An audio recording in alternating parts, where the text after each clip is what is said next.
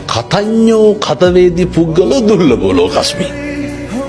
මේ ලෝකේ කෙලෙහි ගුණ දන්න මිනිස්සු හරි දුර්ලභයිලු. ඒක නම් ඇත්ත හොඳේ. අවශ්‍යතාවය සම්පූර්ණ වුණාට පස්සේ ආය මිනිස්සු අපි තියාගන්න. මිනිස්සු පුරුදු වෙලා ඉන්නවා අවශ්‍යතාවය සම්පූර්ණ වුණාට පස්සේ ඒක අයින් කරලා දාන්න.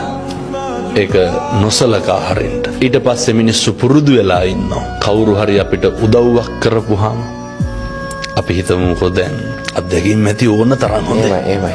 වැඩිපුරම විඳවලා තියෙන්නේ. පසුතැවිලි වෙලා තියෙන්නේ. උදව් කරපු මිනිස්සු හින්දාද උදව් නොකරපු මිනිස්සු හින්දාද? උදව් කරපු මිනිස්සු. ආර්ය කෙරවෙලතුරු කාගෙත් රැවටිල්ල කියලා දෙයක් තියෙනවා නේද? ඔය අපේ ජන කවිය මේවා හොඳට පත්තියන් වෙච්ච මිනිස්සුන්ගේ කටවල් වලින් කියවෙච්චා. බුදුහාමුදුරුවෝ එදා එහෙම කිව්වෙත් එදත් එහෙම ඉඳලා තියෙනවා. අදත් ඉන්නවා. මේක හෙට මීට වඩා වැඩි වෙන්න